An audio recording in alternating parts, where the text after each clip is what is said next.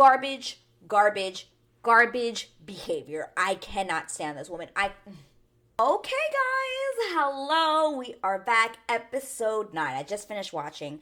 And guys, this episode it ended really well because it ended on a little cliffhanger that I can't wait to talk about.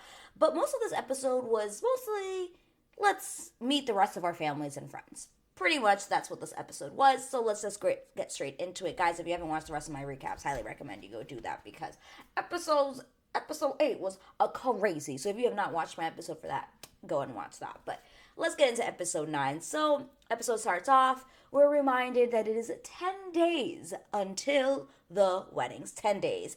Guys, I know stuff's going to get crazy because we've got I think, 4 episodes left. So crazy. So we open up with Marshall talking about how before, he was so certain about Jackie. He was like, I know this is the woman I love. This is the woman I married. And right now, there's so much uncertainty in his relationship with her.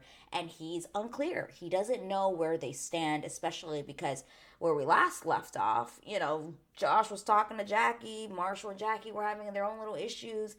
A lot happened in episode 8. So I can understand why he's feeling really uncertain, very unclear as to where their relationship stands. Where are they going?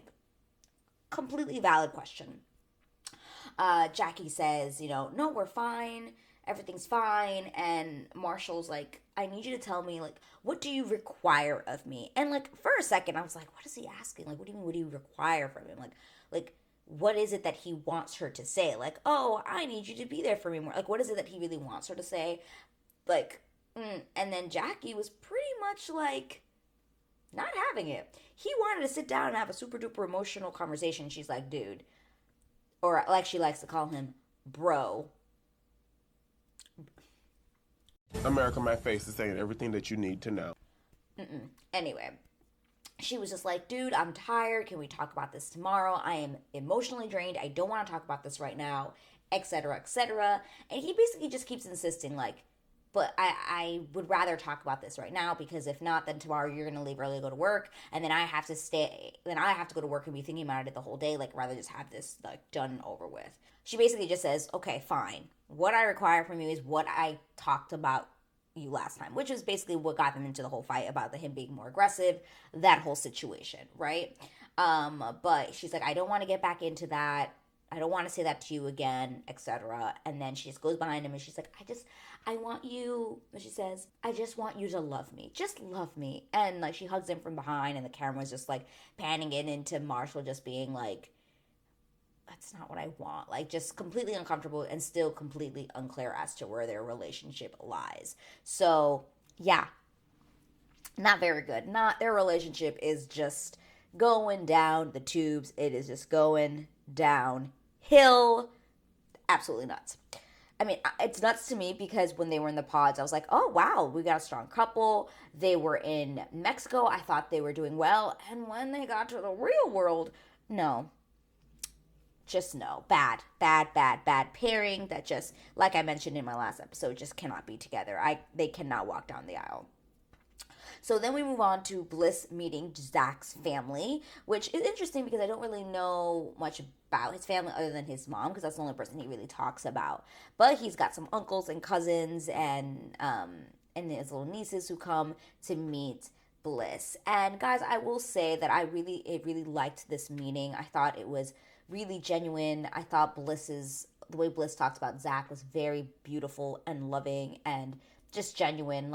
I guess I'm starting now to really see, in this episode, I really started to see more of what other people are seeing, because I'm not gonna lie, this whole Bliss and Zach thing, I'm just I didn't know if I really felt it, but this episode really started to bring it up for me, and I was kind of okay, I see what other people are seeing, and I felt very confident of them as a couple and what they and how they felt about each other. I really did feel a confidence, and that was really, really, really nice. Bliss tells the family, because they ask her what is it about Zach? The main question they always ask, and she's like, she really admires him and respects him, and I was like, oh. It's always nice when someone says, I admire this person. I admire what they've gone through. I want to be there for this person. I respect this person. I think that is so nice to hear. It's not just like kind of these like empty words. It just felt really nice. But his family definitely felt that, and they accepted her and were really happy, and they said they could feel the love in their eyes, and it was really nice. I felt really happy for Zach in that moment, because we know how much family is important to him, and being accepted, which we will get into in the later on in this episode, because guys, I'm not gonna lie, I cried. So then we go on to Chelsea and Kwame, and they're like in the middle of like a fitness store. At first I thought they were shopping for him, but it turns out they were just shopping for Chelsea, and like it looked like a fitness store. And Kwame starts to talk about, his reservations. He's having some issues with Chelsea. And listen, I'm not here to be like, oh, Kwame's a saint, because we know he ain't.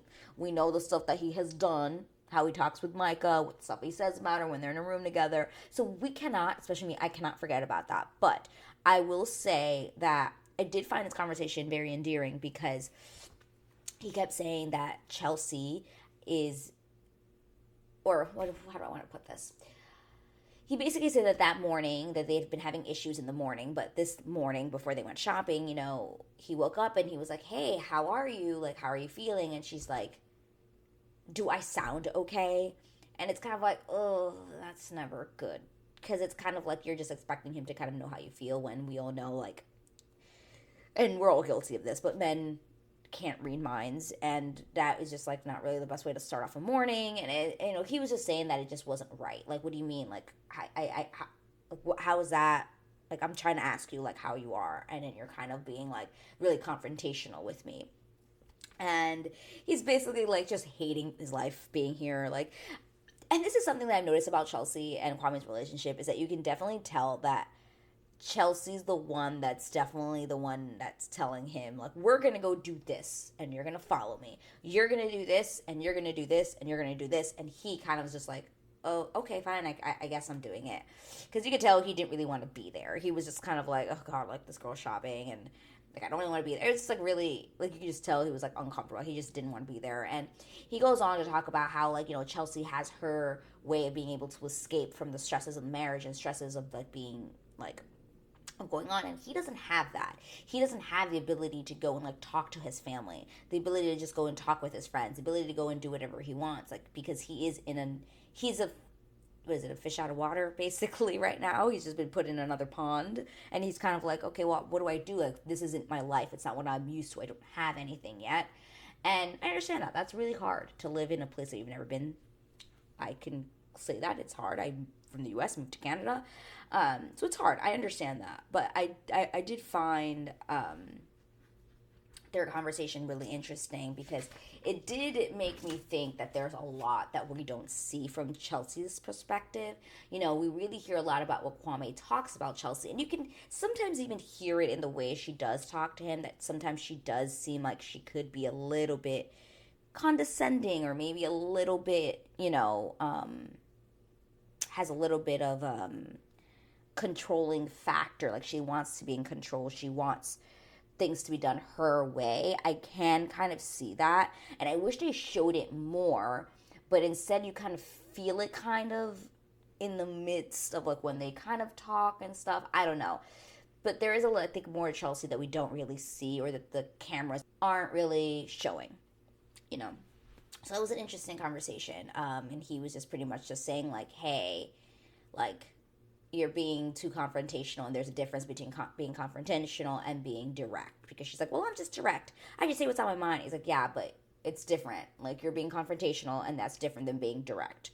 So they kind of had a little hiccup there. And I mean, the more I watch this couple, the more I'm like, Kwame's definitely saying no. But I mean, I've been saying that for a while, but he's definitely saying no. So it's just kind of like, I'm just waiting for the shoe to drop, basically. So then we have Brett and Tiffany's meeting Brett's friends this time, which we hadn't met any friends or family yet. So I was like, all right, when are we doing that? But we finally meet Brett's friends, and guys,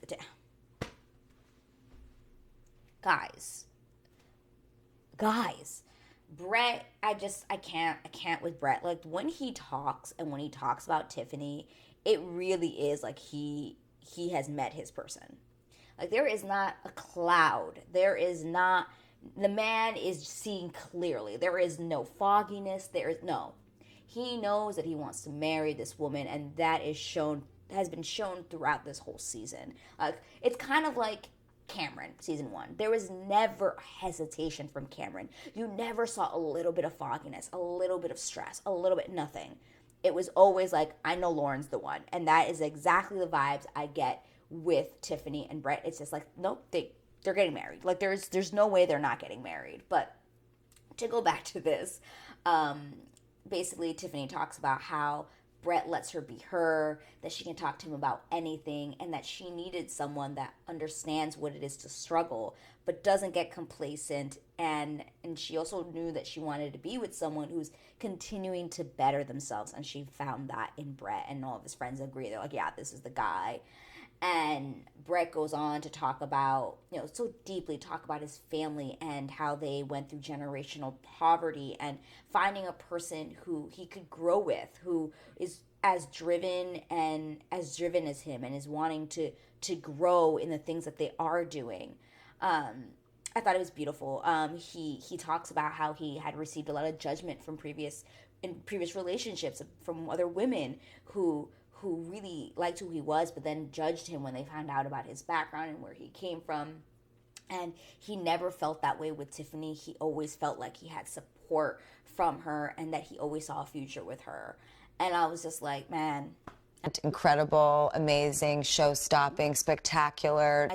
They really are perfect for each other. They really have found their soulmate. And I literally was like, man, like, just, even the friends could see it. There's just all of their friends were just like really taking it. Like, you could just see everyone at that table was just mature, and there was no of this like crazy like, yo bro, none of that vibe. It was so, everyone there was just so serious, almost just like Tiffany's friends. Like, it was the same vibe, and I loved to see it.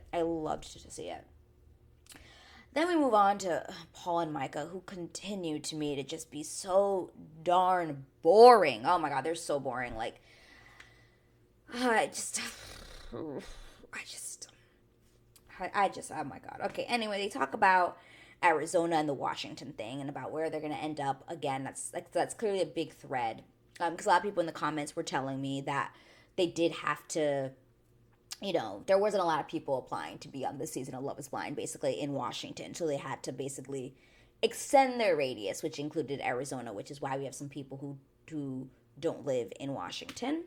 But basically, Paul, at first, is just like, no, like, I don't want to live in Arizona, because Micah's definitely, like, you could tell, Micah does not want to live in that little bachelor apartment that he lives in. And she's like, I have a lot of clothes, like, I don't know if it's gonna fit in your place. And he's like, well, I mean, like, she's like, well, like, most of my stuff is in Arizona. And he's like, but you have so much stuff in our townhouse right now. She's like, that's only like 40% of my clothes. And he's like, well, like, you can bring some of your other essentials from Arizona, but like, basically you could just tell they are very different in the way they purchase things. Clearly, he's a very simple man, just needs a little bit of stuff, and she is obviously the one who shops and goes crazy and has, like, needs a walk-in closet type of person. Like, these are the type of people, that's what's going on there, right? She's just like, oh, are you still, like, would you consider moving there? And he's just like, no. He literally was just, first he flat out says no, and then he's like, well, okay, I wouldn't think myself that I could live there, but if I could get fully remote from my job, I would consider moving there and be more open-minded. So it's really interesting, because in this whole conversation, he goes from, no, I don't want to live to Arizona, to the end being like, okay, I'll be more open-minded about it, and be more open-minded about the possibility of actually living there. So, yeah, again, there's just nothing there, and I actually don't know who would say no in this situation, because Paul keeps saying that he loves her. I see more from Micah, more of like a hesitation. Paul seems a little bit more in than she is, but not sure. Still not sure who's going to say no at the altar here. I mean, who knows? Maybe they'll both say yes. I'd be a little bit shocked. They both said yes and they're married right now, but my God. Speaking of, guys, the reunion is going to be live. We're going to talk about it at the end of the video about my thoughts and how we're going to go with that. We'll talk about that at the end of the video. So make sure you stay for after the video so we can talk about the reunion. But then we move on to Zach and Bliss, and this time Zach is meeting Bliss's sisters and her mom. And guys, this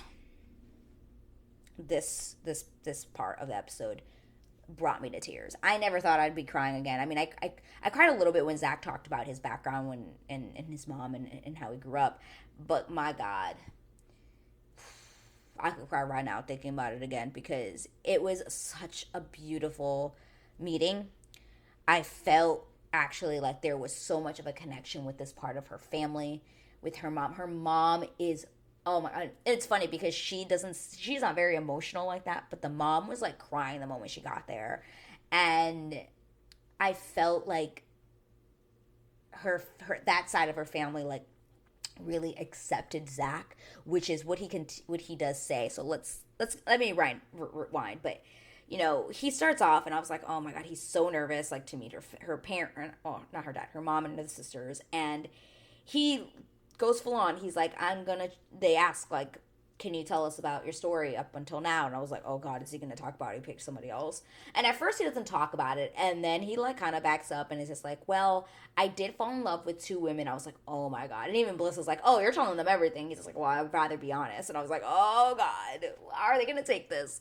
So he tells them like, you know, I made the wrong decision. I picked somebody else, and then I realized that was the wrong decision. And one of her sisters is like, okay, well, what made you think that Bliss was still the one? And you know, he goes on to talk about how they connected in the pods, and he clearly really does love her. There is a connection that isn't just physical. It's definitely much more of an emotional connection that I definitely see. But the physical part, like, it's there, but like you could tell that they are very much emotionally connected in the way that they see life, in the way that they're both very smart and intuitive, and they kind of have that really well, I don't know if Zach's intuition really is the best, but he definitely does have a connection with her, and I definitely saw that in this meeting.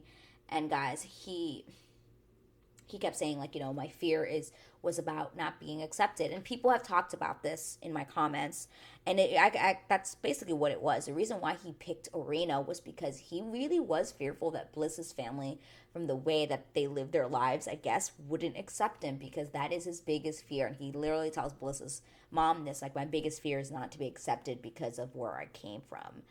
And guys, I cried just thinking about it right now, but his mom was so loving and was like, held his hand and was like, oh, well, you know, because he tells him like, you know, my mom's not here anymore, and she's like, oh, like, when you guys get married, like, I'll be your mom. And it was beautiful. Like, she held his hand, and you could tell that he was very moved that he felt accepted, and I was just so happy for them in that moment. That's to me when it clicked, when the family met, when the mom met, and everybody was crying together and just really supported Bliss, and we're like, you know, we trust her wholeheartedly, and we know I'm going to trust her and in her decision. And they really accepted Zach in that moment, and I really felt that. It really brought me to tears. I was like, they ask you how you are, you just have to say that you're fine when you're not really fine, but you just can't get into it because they would never understand. Love is Blind is making me cry, y'all. I can't. I was just really happy for Zach in that moment. I'm not gonna lie. I was just really happy for the guy. He just felt really accepted. It was beautiful to see on screen. Whew. Okay, I'm done. So we move on to Chelsea and Kwame. We meet more of Chelsea's family, which is her mom's side, which is clearly the very big, outspoken Chelsea, because her dad was definitely much more like reserved. But we meet her mom and that part of her family, and they're all like super loud and loving, and they have a really nice house right on the water in Seattle. I was like, okay, nice.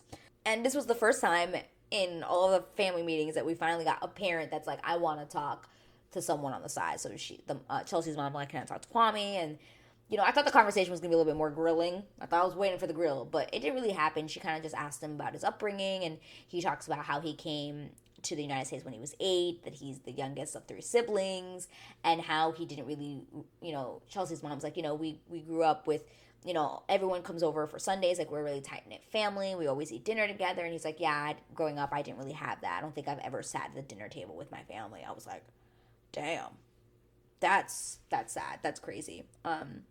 So clearly we're seeing a very different family upbringing and all of this.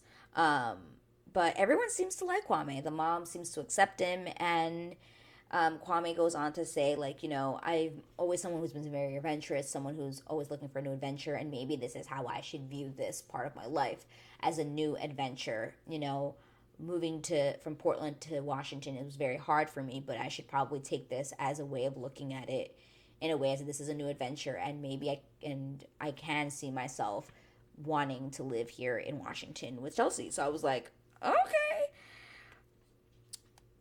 okay, if that's how you want to see it, and moving to Seattle, and you want to see it as an adventure, good. Are you gonna say no to Chelsea at the altar? Probably yes. Probably. Moving on, and this is one episode ended on a crazy cliffhanger. And was I about it? Of course I was, because it's a good one, guys. It's a good one. It's a good one. So everyone, well, not everyone, but pretty much the whole cast is going to go to their dress fitting and to their suit fitting. So you see the girls and the guys, and then we find out that a certain someone is not at their dressing fitting. And can we all guess who it is? Yes, it is Jackie. Jackie does not show up to her dress fitting, but Marshall shows up to his suit fitting. So he's up there with his friends, getting measured, being like, yeah, I guess we'll see what happens, blah, blah, blah. Then you have Tiffany, who texts Brett, and we go back to Brett being with the guys, getting the suit ready, and he's like, oh, Tiffany just texted me. He looks at his phone, he's like, oh my God, Tiffany's not there. So he grabs Marshall and is like, hey, just wanted to let you know, Tiffany texted me and Jackie didn't show up to her dress fitting. And Marshall is just distraught. You can see in his eyes, he's just like, wow. Well, that says that. Like, that's a lot. That says a lot, clearly.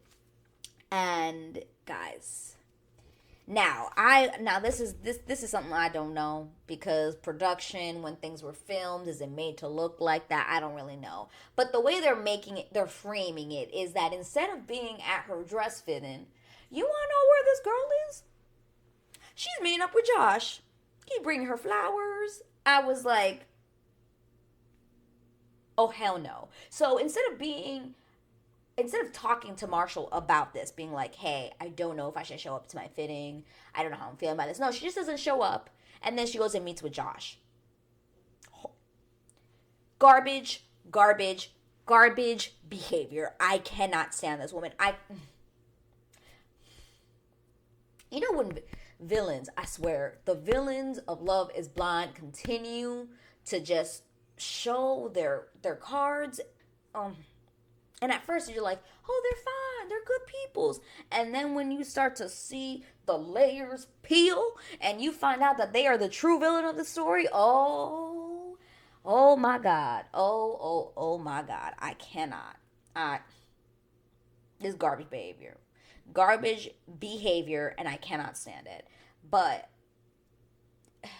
now, I will say, I don't know if this was actually filmed, like this is what she was actually doing instead of doing the fitting. It could have been this was filmed 3 days ago and she just doesn't show up to fitting because at this point she's like, well, I'm, hanging out with Josh or whatever. I don't know. They make it seem like this is what's happening instead. But knowing Jackie and what I've seen, I feel like I can't give her the benefit of the doubt, and I'm just going to be like, no, she was being, I don't know. But I'm going to take it for what I'm seeing, and from what I'm seeing, she was not at her dress fitting because she was talking to Josh, and that was effed up, and I'm not about this behavior. Again, it is garbage. But what a great episode, I will say. Great episode, just getting to know the rest of the families. I really liked that. I'm still waiting for the grilling. I want some real grilling because that's always fun when you have the parents be like, oh, what's your intention with my daughter? What's your intention with my son? I love that grilling. It just brings the drama, ends it up. And I've been missing that with the parents. So I'm hoping we get to see that more in the next episode because I think we still have to meet Bliss's dad. So, yeah. Guys, let me know in a comment below what you thought about this episode. Again, Jackie's just bad. Horrible. Again, Brett and Tiffany, they coasting. they're married already. Right now, they are married and they're waiting for this reunion, which, guys, we're going to talk about because it's going to be live. I believe, when is it, the 16th? Next Sunday, April 16th, they are actually having a live reunion on Netflix, and I cannot wait to talk about that on the channel. I still don't know if I'm going to do like a live reaction or if I'm going to watch the live and then do a recap of it. Let me know, guys, what you would want to see in the comments below. But I can't wait for the reunion because it's going to be live. It's going to be live. Meaning that there won't be no like crazy edits. We won't see what wasn't in, what was. No, it's going to be live. And people are going to be saying what they're going to be saying. And I like it that it's also live because there's no question as to when this was filmed. Was this 3 months ago? Was this 4 months? Was this yesterday? You just never know. So I'm thankful. Thank you, Netflix. Thank you, Netflix, for taking in our feedback, because Love is Blind fans were not happy with these last reunions that we've had, because it's just been very like, you don't really know like when it was filmed and kind of stuff like that. So I'm very happy that this is going to be live. But again, let me know in a comment below what you would like, if you kind of want to do a live with me as we watch the live Netflix, or if I should just do a recap after it. Let me know what your guys are thinking. And also, I do have a very big announcement. Very, very big announcement. Guys, I hit 1,000 subscribers on my channel. Oh, this is so exciting. Oh my God, I just want to say thank you to everyone who is here right now, who is subscribed to my channel, and I'm just so grateful for you. Thank you, thank you, thank you for letting me hit this milestone, because I've worked really hard to get here, and I'm really, really excited. I'm just happy to continue to meet more people and talk to more people about just this crazy show that I absolutely love. But anyway, guys, if you liked this video, please give me a huge thumbs up. Helps me out, helps out this channel. And if you're not subscribed and you're interested in subscribing, please click the subscribe button. And I will see you guys in the next video.